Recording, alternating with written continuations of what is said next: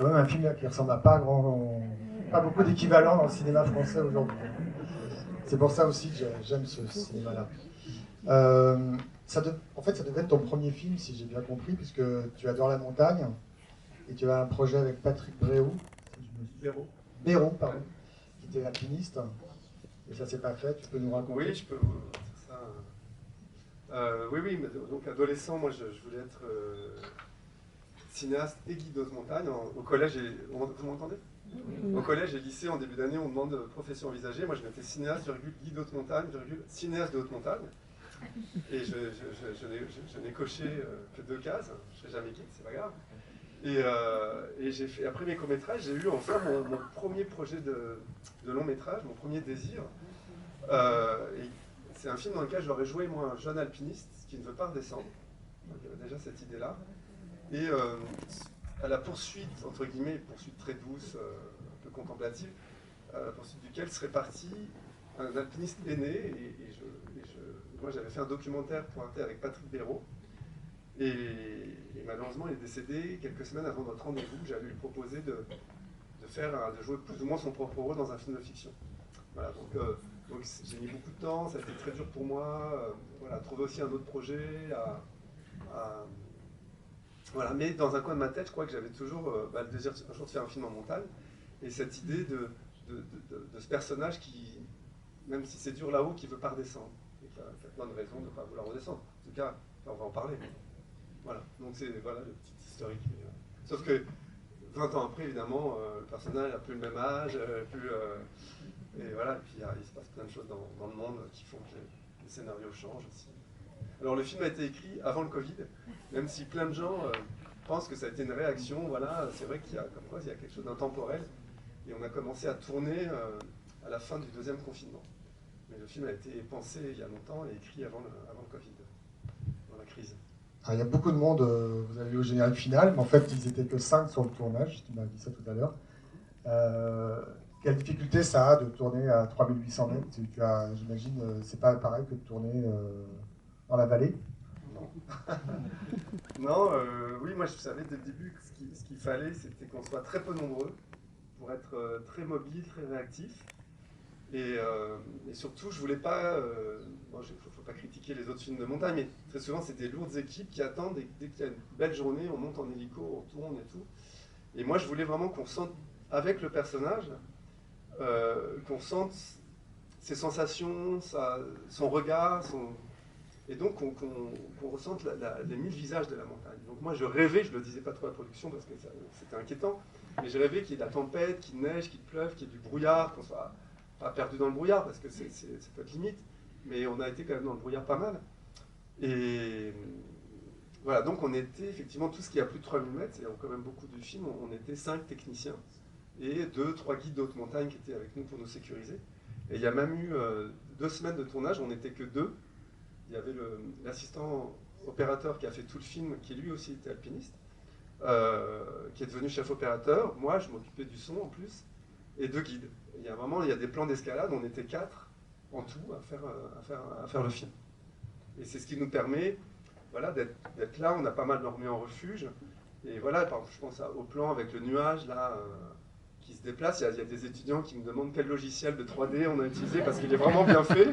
Alors je leur dis non, on a très froid. Il faisait moins 20 ce jour-là, sur l'arête des cosmiques. Mais voilà, à un moment, voilà, ça nous a permis des choses comme ça aussi. Là, il y a beaucoup de plans dans le film où on n'a fait qu'une prise. Où je disais, attendez, attends, et puis je parlais au téléphone, j'appelais le chef-op, je lui dis, tu fais un cadre, il faisait une photo dans l'œil tombe, il m'envoyait une photo sur WhatsApp, parce que j'avais un petit moniteur, mais qui ne marchait jamais, et puis je ne pensais pas le sortir, donc on a beaucoup fait de cadres, en s'envoyant des photos, et puis voilà, donc il y avait, et ça j'y tenais aussi, à ce qu'il y ait quelque chose un peu improvisé, de l'ordre de la découverte en fait. Parce que mes autres films, mes courts-métrages et mon précédent long-métrage étaient très pensés, très cadrés. En écrivant, je voyais les plans, puis je me dis, j'avais pas ça avec ce film, je me dis, oh là là, je suis rouillé, j'ai plus d'inspiration. Et en fait, j'ai compris en le faisant que j'avais besoin d'être en état un petit peu comme ça d'éveil et de découverte, et comme le personnage. Donc on est vraiment, il y a plein de décors, et puis à cause du confinement, de la fermeture de la montée mécanique et tout, il y a plein de choses qu'on n'a pas vues avant d'y tourner. Mais ça m'allait, en temps normal, ça m'angoisse. Et là, j'étais content de réfléchir au jour le jour et de sentir les choses, quoi. Voilà, donc on n'était pas nombreux, et personne n'a eu de mal aigu des montagnes, parce qu'au-dessus de 3005, il y a 30% d'oxygène en moins. Ouais. Et personne c'est une personne sur 6 normalement statistiquement qui ne se sent pas bien. Et c'est au restaurant, là, parce qu'on a vraiment tourné au restaurant du midi à 38. Et il y a 2 figurants et le commis de cuisine qu'on a dû redescendre, mais bon. Heureusement que c'était pas Louise ou l'actrice qui joue. Surtout j'avais peur pour l'actrice qui joue ma mère, mais elle est très très résistante. Je vous fais une anecdote, enfin c'est pas très intéressant, mais je vais essayer de qu'elle soit vraie. Un jour, il y a un Anglais qui a fumé à l'hôtel, et c'était la veille de ce tournage au restaurant. Et donc, on a eu l'alarme. Moi, je suis sorti en chaussettes parce que c'était trop fort. Et je dis, mais où est Martine? Où est Martine? Donc, l'actrice qui joue ma mère. Et après, une fois que ça s'est arrêté, que tout le monde est remonté, ma productrice, je lui dis, mais va voir Martine. Et puis, elle était habillée. Elle dit, ah oui, non, j'ai bien entendu. Il est temps que je me fasse mon café, que je mette ma crème, que je me lave les cheveux, tout ça. Ça sonnait plus. Enfin bref, on peut dire que 3 minutes, ça ne lui faisait pas peur. Et ça l'inquiétait pas et ça s'est bien passé. Voilà. Normalement, je ne raconte pas d'anecdote, mais je sais pas. Je vous laisse juste la parole si vous avez des questions. Ouais, j'arrive. Après toi. Bonsoir. Moi, je suis comme Franck, bien que je ne sois pas normand. La montagne, ça ne m'intéresse absolument pas. Je trouve que c'est trop blanc, il y a trop de neige, il fait trop froid. Et puis vous, votre personnage, il ne veut pas descendre. Moi, j'aurais jamais voulu monter.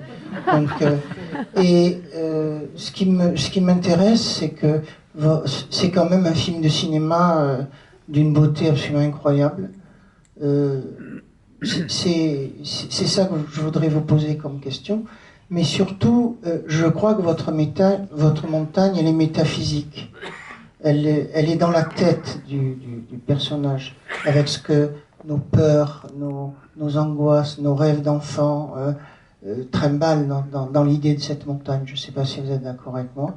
Et surtout, il y a des formidables comédiens. C'est vrai que quand on a la chance de grimper avec Louise, de grimper sur la montagne avec Louise Bourgoin, on n'a pas vraiment forcément envie de descendre non plus. Il redescend justement. Oui, mais bon. Et puis il y a Andranik Mané. Moi, j'étais très heureux de le revoir. Il a joué dans Mes Provinciales. C'est un acteur que je suis et qui est absolument prodigieux. Il joue le jeune frère. Oui, Julien. Il joue.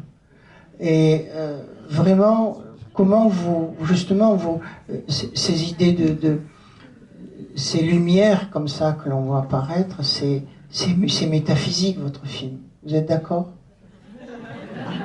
Je vais laisser répondre à nos spectateurs. Enfin, oui, sans doute. En tout cas, moi, je réalise avec ce film quelque chose d'un peu fou. C'est que je ne pense à rien, en fait, quand je fais un film.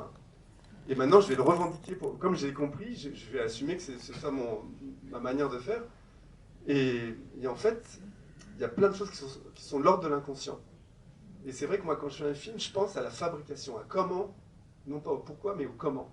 Donc, quand j'écris, je me dis, alors comment on va tourner, quelle équipe, de qui on aura besoin, vraiment, dans l'équipe, de qui on pourra laisser à Paris, enfin, pas être dans l'équipe, quoi. Les effets spéciaux, voilà, je suis vraiment dans le concret des choses. Mais, ce que je sais dans un coin de ma tête, c'est que, vu ce que je mets et l'énergie que ça me coûte de faire un film comme ça, je me dis, il doit y avoir des raisons profondes qui font que je fais ça. Donc, laissons-les exister et voyons ce que ça donne. Parce que moi, quand je fais un film, c'est important pour moi d'être aventurier, d'aller à la rencontre, à la découverte de ce que je ressens de devoir faire. Donc, la métaphysique et tout, je n'y pense absolument pas. Et je vais vous donner 2-3 exemples.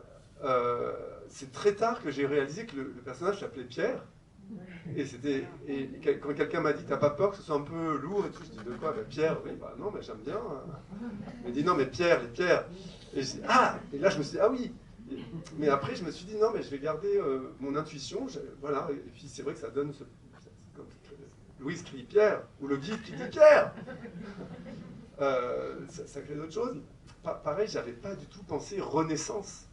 ou initiatique, oui, existentielle. Moi, je me disais, ouais, alors, comme le monde d'en bas, on a un peu des raisons, lui, de le quitter, il va en montagne, puis il découvre que les montagnes aussi s'effondrent, et puis, de ce fait, il a cette rencontre, dont je parlerai peut-être par ailleurs après, avec une forme de vivant, tout ça. Et qu'est-ce qu'il fait? Bah, il ne redescend pas, vu que Léa a refusé... Moi, c'est très, très simple. Vu que Léa a refusé la balade, bah, il ne redescend pas. Bah, il continue dans cet élan de curiosité, dans son mouvement, jusqu'à les suivre, ces petites lueurs, et à rentrer voilà, dans le cœur des montagnes. Et puis c'est en découvrant les images après le tournage que j'ai trouvé ça d'une lourdeur symbolique dingue. Quand je ressors de la glace, je me suis dit, ah, mais on dirait un accouchement, c'est hyper lourd. Et pareil, je suis en position fétale, mais j'y pense pas, et personne n'y a pensé.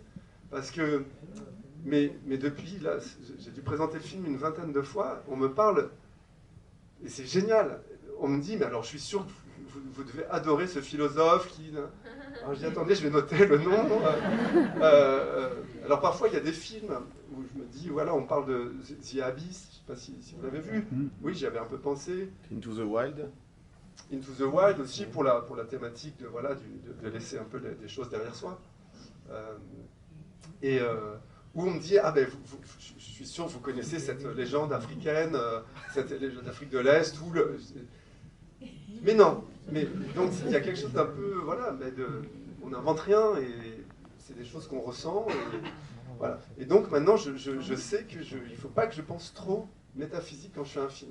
Parce que d'ailleurs, je pense que si je le pensais, la mise en scène serait l'application de ce que je pense que je voulais que vous compreniez, et d'un coup, il n'y aura pas une petite vibration de rencontre, et vous aurez moins de travail à faire. Et moi, j'aurais moins d'intérêt à faire le film. Je sais pas si... Non, c'est parce que vous n'y pensez pas qu'elle existe. Oui, ben c'est ce que m'a dit une philosophe hier. Si vous l'aviez mise, elle n'existait plus. Exactement, ouais, ben c'est ce que je pense. C'est comme le livre Le bord du monde est vertical. Ben je lirai, mais moi j'ai très mauvaise mémoire. Oui, hier, il y avait une... Et effectivement, et je pense qu'il faut... Moi, ce qui m'intéresse, c'est que les spectateurs ressentent des choses. Et je me dis toujours, plus si affinité, moi, quand je suis au cinéma, j'adore ressentir, avoir peur, avoir froid, avoir faim, être avec le personnage. Et puis, après, si j'en discute avec des amis, oui, je trouve ça super de dire, ah, mais ça parle de ci, ça parle de ça. Mais en tout cas, après, je rechange de sujet parce que je crois que vous avez bien compris. Je me répète. Voilà, c'est... Moi, maintenant, je sais que c'est pas comme ça que ça doit fonctionner pour moi. Et maintenant, je le dirai à mes étudiants, je dis, ne réfléchissez pas. Suivez votre instinct. Bonsoir. Bon, vous avez répondu à pas mal de questions ouais, que j'avais. Moi, je me demandais comment vous avez réussi à convaincre une production d'aller tourner en haute montagne comme ça. Alors, c'est ma grande sœur, ma productrice. Et à tous les autres acteurs, financiers qui vous auraient suivi. Ouais. Moi, j'ai un truc très simple ça rejoint ce que je viens de dire, de croyance dans le cinéma, de croyance aussi. C'est vrai qu'on me dit que c'est un peu fou de faire un film comme ça aujourd'hui. Il n'y a pas d'explication, il y a peu de dialogue, l'acteur est peu expressif. Je sais pas. Non, mais c'est vrai que c'est un peu fou. Et puis la haute montagne, puis il y a une dimension fantastique. Mais c'est vrai qu'on ne s'est jamais dit ça. Et moi, on l'a fait, quoi. Et c'est vrai que peut-être parce que je suis simple ou humble ou j'en sais rien, ou ça se dit pas, bah déjà je suis plus humble, maintenant j'ai dit que j'étais vert, c'est raté. Comme je parle des choses concrètement, de comment on va faire et tout, les gens ils se disent, ah bah ok, il a l'air de savoir ce qu'il fait, même si c'est pas le cas. Et en tout cas on sent que je vois à peu près comment on va faire les choses, quoi. Et Louise Bourgoin, par exemple, moi j'ai pensé à elle, et j'ai pensé à personne d'autre, et on lui a envoyé, et 2 jours après, elle m'a appelé pour me dire qu'elle voulait faire le film. Et alors, tout en me précisant, je vous mets en garde, parce que c'était pendant le confinement, je suis allé 2 fois en montagne dans ma vie, au Festival des Arcs et au Festival de l'Alpe d'Huez. Et j'ai réfléchi quand même, j'ai dit, ah ok. Et en fait, dans la série Hippocrate, je la trouve super. Elle joue un médecin aux urgences la nuit. Et dans tous ses gestes, dans sa manière d'être, dans son incarnation, elle a un truc qui transpire l'évidence. Et je me suis dit, bah, je suis sûr qu'une actrice comme ça, elle pourra faire croire qu'elle a une pratique de la montagne. Et voilà, enfin, j'espère que les spécialistes ils croient dans sa marche avec les raquettes. Et donc, comme la météo a été épouvantable, c'était la pire météo depuis 20 ans, c'est tombé quand on a tourné, on n'a pas arrêté de changer de planning, ce qui fait qu'elle n'a pas pu s'entraîner. Donc la première fois de sa vie qu'elle a marché sur de la neige, c'était un des jours du tournage. Et voilà, donc les 2-3 premières prises étaient plutôt des répétitions. Puis, moi et puis les copains guides, on disait non mais resserre les coudes, plus franc le planté du bâton, et puis regarde pas trop devant toi et tout. Et puis, ouais, et puis ça marche, et elle est super. Et je suis ravi qu'elle enfin, je la trouve hyper lumineuse dans le film, très terrienne. Je suis vraiment ravi, elle apporte quelque chose au film que je trouve très important. Et puis ma grande sœur, elle me suit, quoi. Donc elle aussi, elle est un peu folle, elle convainc les gens. Et mon premier film, on a mis 7 ans à le faire, Vincent n'a pas d'écaille. Celui-là, on a mis moins de temps. Et puis au final, on le fait quand même. Et puis en plus, ça se passe pas trop mal. Donc c'est tant mieux, c'est super. Alors dans Vincent n'a pas d'écaille, tu l'évoquais, il y avait déjà des effets spéciaux, mais que tu as travaillé quasiment sur le tournage. Et là, je crois que c'est pareil, il y a beaucoup d'effets spéciaux, mais c'est pas des fonds verts ou comment tu as travaillé là-dessus, sur les lueurs, sur... Alors les lueurs, on a eu cette chance incroyable parce qu'il y a une équipe qui a passé 7 mois sur place. Et au bout de 7 mois, on a eu la chance d'en voir sortir. C'est une blague que je fais à chaque fois, que je me suis promis de faire. Mais les blagues à part, il y a des gens qui m'ont dit pendant 5 minutes qui se disaient mais c'est un phénomène, tu sais, la lave quand elle est éclairée. Parce que, et moi j'adore qu'on me dise ça, parce que ça veut dire qu'on a une sensation un peu comme ça de réalité, donc, oui, les lueurs, ce sont des marionnettes. Il y a 0 3D. Alors, ça n'a pas été fait au... Ah, c'est marrant. Ça n'a pas pu être fait au tournage parce que c'était un dispositif. En fait, c'est des matières réfléchissantes éclairées en rouge. Et que je manipule. Donc, avec une marionnettiste, en gros, pour simplifier, on met des mains dans de l'aluminium, on fait dans des boules d'aluminium et on l'éclaire en rouge. C'est un peu plus complexe que ça, mais c'est pas très loin d'être ça.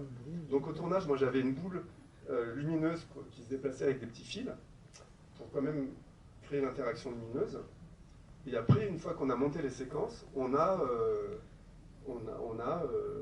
doublait, on avait un écran qui mixait les 2 images, le tournage avec les boules rouges et nos petites bébêtes. Et on avait des volumes en polystyrène qui reproduisaient. Voilà, on avait aussi un mannequin pour faire le mouvement sur la tête et tout. Et on a doublé, voilà. Mais ce sont des marionnettes. Donc il n'y a pas de 3D. La seule 3D du film, c'est sur la main. Et c'est un mélange de 2D, 3D, mais c'est ma vraie main sur laquelle on plaque quelque chose. Et je ne devrais pas le dire, mais le 3e gros point fantastique du film, je suis un peu fier, mais ça ne se dit pas. Mais c'est tout ce qui est dans le cœur de la montagne, quand le personnage rentre dans le cœur de la glace et tout. Ça, c'est 100% fait au tournage. Dans la salle des fêtes de Servoz, qui est un petit village à côté de Chamonix. Et là, je suis recouvert de paillettes, suspendu dans un harnais, et puis je flotte. Et on filme et je suis éclairé, et on filme à travers des blocs de glace. Et les blocs de glace qu'on texturait de sorte à avoir une image comme ça sur le fil entre l'abstraction et la figuration. Parce que c'est une séquence où le personnage, on le perd un peu, il est en train de se dissoudre, et voilà, donc je voulais j'espère que ça a marché, qu'on se dise mais qu'est-ce qu'on voit? Ah, c'est sa main, ah, c'est lui, et puis qu'on le perde, quoi. Et tout ça, c'est vraiment fait dans une salle des fêtes. On entendait la tondeuse à gazon, le cours de piano, il y avait les gens du cours de bridge qui ne savaient pas que c'était ailleurs, qui disaient ah, pardon. C'était très marrant. Et voilà, et tout ça parce que, non pas que je sois réac et que j'aime pas les ordinateurs ou tout ça, c'est que je pense qu'en faisant comme ça, le spectateur, il va sentir quelque chose de plus, que c'est un peu vrai, que c'est un peu unique, ou que c'est un moment qui a sa vérité, on va dire. Donc moi, autant que je peux, j'essaie de faire les choses au tournage. Ça fonctionne.